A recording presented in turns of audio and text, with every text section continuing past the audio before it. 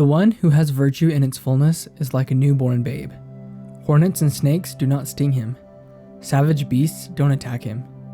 Birds of prey don't pounce on him.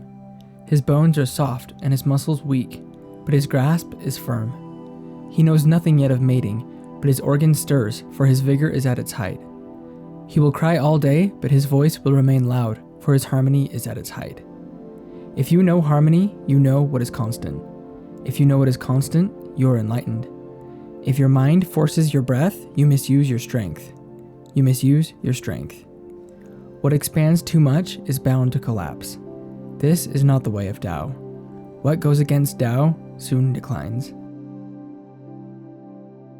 There are many instances in the Tao Te Ching of Lao Tzu taking inspiration from infants. Actually, this is a common theme in many other philosophies and religions as well.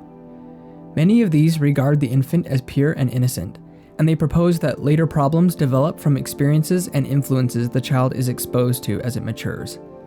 These schools of thought often parallel the process of self-actualization as returning to the innocence and inherent goodness of the child, while maintaining the wisdom and perspective that were gained along the way.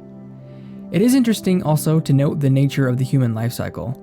When a human is born, it progresses gradually from lack of activity and total dependence on others to abundance activity and relative physical independence. Then, as it nears the end of its life cycle and becomes old, it increasingly begins to revert back to less activity and increasing physical dependence on others.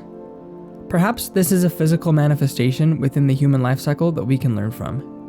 While there are many aspects of childhood that we necessarily leave behind as we mature, there are aspects that perhaps we would do well to adopt all throughout our lives. Lao Tzu highlights several of these throughout the chapter. Starting with the beginning of the chapter, it does seem a bit odd to claim that newborn babies are not attacked by wild animals, when we see in nature that actually predators seem to prefer attacking infants because of how vulnerable they are. I saw several different explanations for this as I did some research for the video. Some sources propose that Lao Tzu is speaking only figuratively, and that the predators mentioned in the chapter are representative of the many worries and cares that plague us as adults. Other explanations have theorized that Lao Tzu was not actually referring to a child at all, but to the sage who has cultivated the pure and innocent mind of a child. These are all certainly possible explanations, and I don't know that there really is any way to say for sure what Lao Tzu meant by this, although to me the second explanation does seem especially plausible. I've also seen people say that perhaps Lao Tzu was just engaging in a bit of wishful thinking, but I do personally find this idea pretty unlikely, since Lao Tzu is so characteristically concerned with observing the universe as it is, and not as the self wants it to be. If you'll indulge me, I think I might venture so far as to add a theory of my own. If you think about it, while some infants do perish to wild animals, and certainly this would have been much more common in Lao Tzu's time, many do not. In fact, I think it would be pretty fair to say that the majority do not. What is the reason for this? Among other things, it is because they are able to count on the protection of individuals stronger and more capable of dealing with these dangers than they are.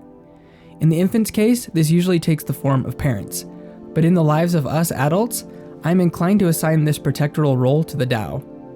Babies don't try to train with weapons or kung fu or build elaborate houses to protect themselves from animals.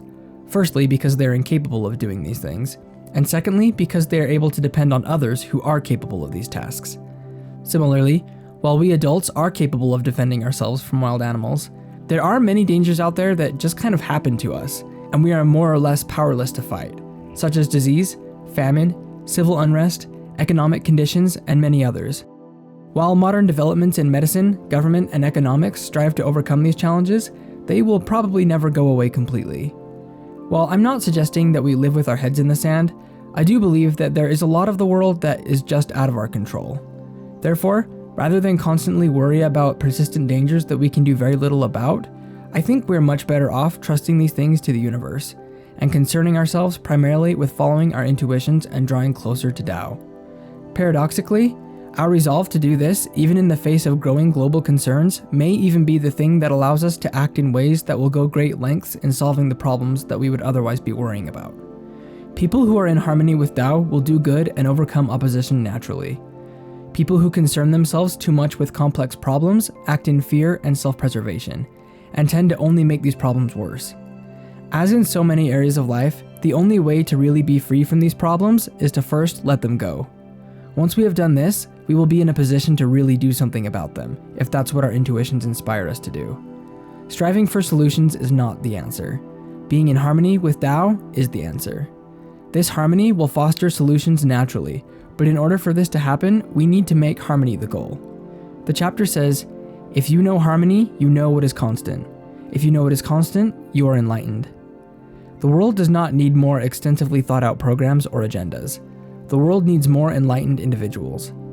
If you're following the channel closely, I know that I keep coming back to this theme, and I do apologize if it's getting redundant. I guess it's just been on my mind a lot lately. If these discussions do interest you, check out the Discord, because we talk about this kind of stuff all the time. And I do just want to say thank you so much for watching, and I will see you all tomorrow for chapter 56. Peace and blessings.